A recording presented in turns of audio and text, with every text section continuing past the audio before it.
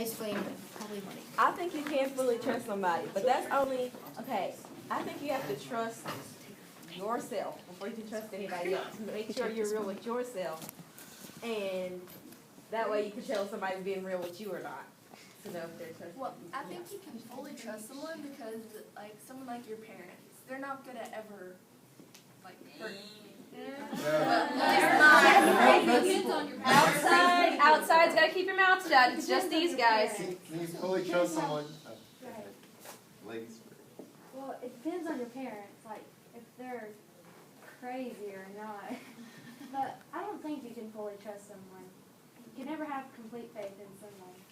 I agree with Jackie. I mean, I don't think you can ever fully trust someone, because even if you think you know them, I mean, we see it on the news all the time, that if someone kills somebody, their neighbor, or the news reporter will ask about the neighbor and say they never knew that person, but it was actually the person all along. So you can never actually trust someone because you never actually know who they are. Can you fully ever trust someone? No.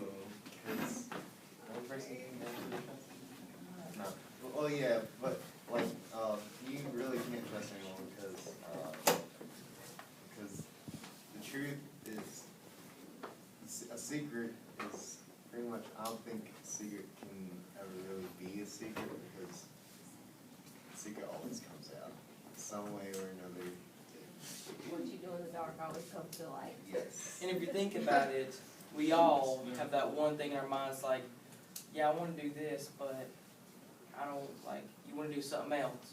So maybe in their mind, yeah, I want to keep that secret, but it would be great for Jerry, you're done. someone, like, blah, blah, blah. So that they'll always have that one thing in the back of their mind that's like, whale, or this could be fun, or...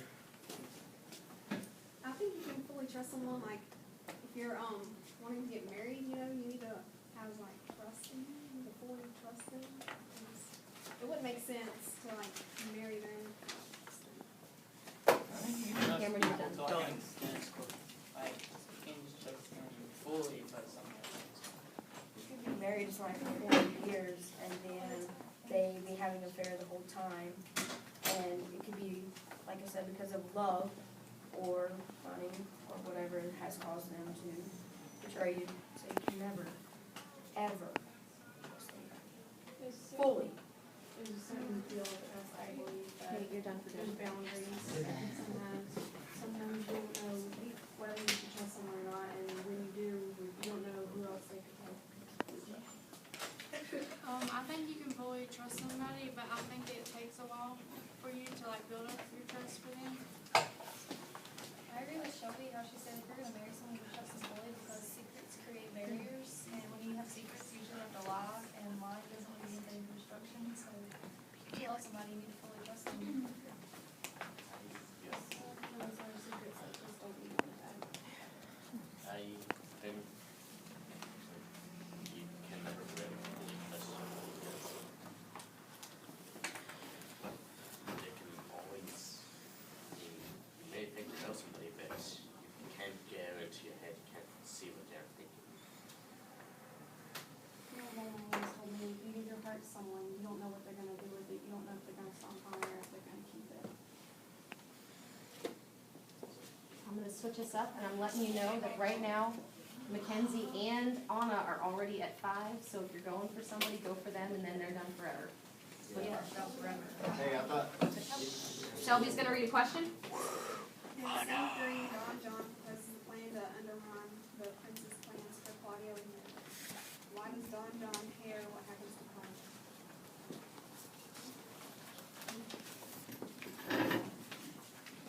Why does Don John care so much what happens to Claudio? I think he cares what happens to Claudio because, once again, Claudio is Don Pedro's right-hand man, and whatever happens to Claudio is going to upset or affect Don Pedro, and then he's still wanting to get in between those two anyway, so he's going to do it anyway he can. He wants to split them apart because Claudio, if he separates from Don Pedro and he's not a string anymore, I mean, that's mostly a pillar toppling from under a mansion. I mean, it'll just bring it all down.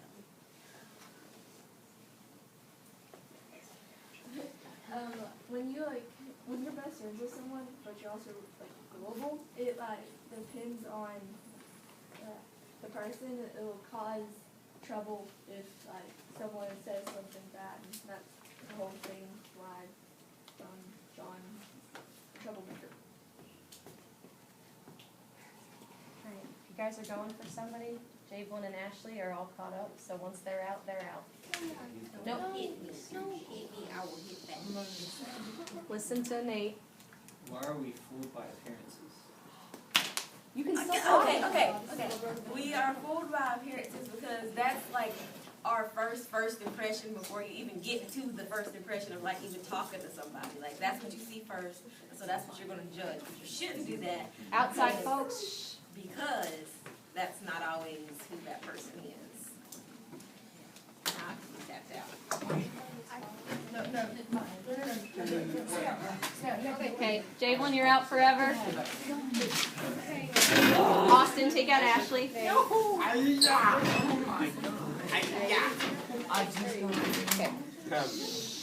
Sarah, say one thing and then you'll be done.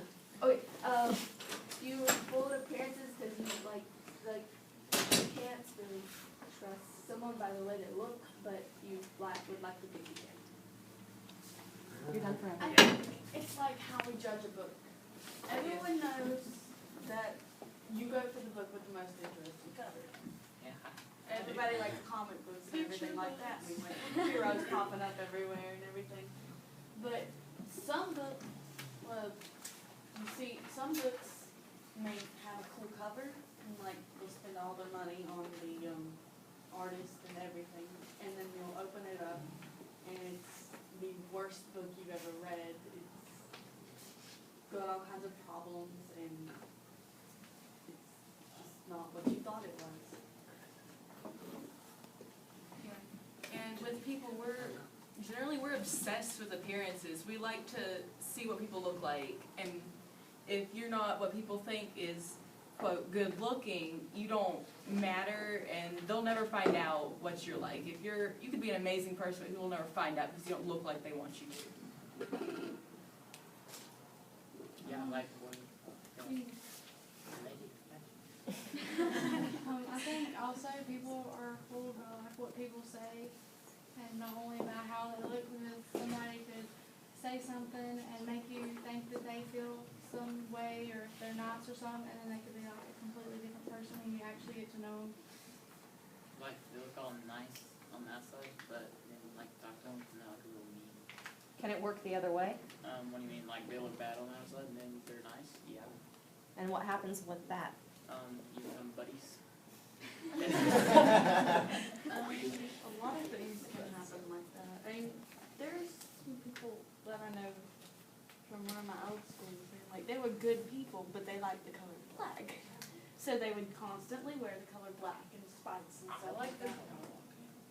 Black is cold. And very high heels and stuff like that, boots and, well, things that people would outcast, things that aren't normal, things that aren't colorful or bright or happy, things that they think are bad.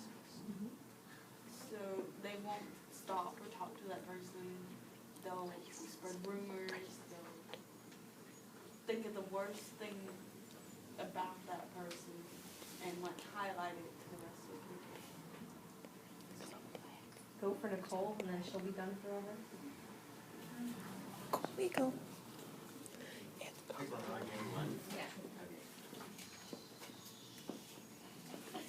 Fortune cookie. Leonardo spreader of a hair's compensation, scene 2, and completely misunderstands the name. What does he do with this misinformation? What is the result of his action? So what does Antonio hear wrong, and what does he do with that information? Pray it like a wildfire. What is it? Bad information. What's the bad information?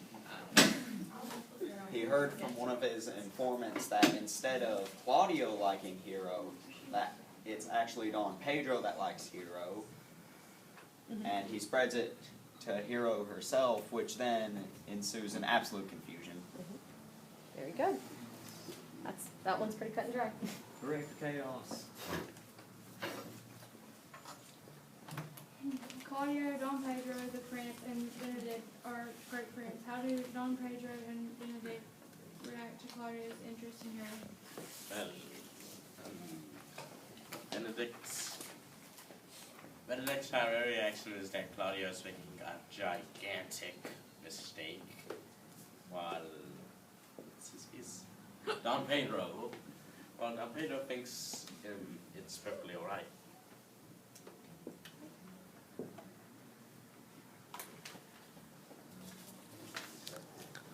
Under what circumstances are deceptions ever accepted? Under what circumstances is it okay to deceive someone? If they're gonna see that trouble. Someone here give me a scenario. I can find a way to get to it. Austin, you're done forever. Oh yeah. When is it okay to deceive someone? I don't think it's ever really okay to deceive somebody because it's like, isn't it like basically lying to them? Isn't it like lying to them? Okay, when you lie, like lying always causes problems. And there's always gonna be destruction. Yeah. Even if you're doing it for a good reason, if you have like a good motive, it still usually doesn't end well. Something goes wrong and it's not as I think deception is perfectly acceptable if it's to protect somebody from harm. I have to agree with Bobby because sometimes if people know the truth, it can hurt them, and sometimes you just want to protect them so they don't know it. The truth Not won't never go through the pain. necessarily say. I don't think it's right because if you do, like, do it just so you can keep them from harm, if they find out, like, later on down the road, it might hurt them even worse. And then you'll be seen as somebody that, like, somebody can't trust or anything like that. Bobby's done and Tinsley's done, so Matthew.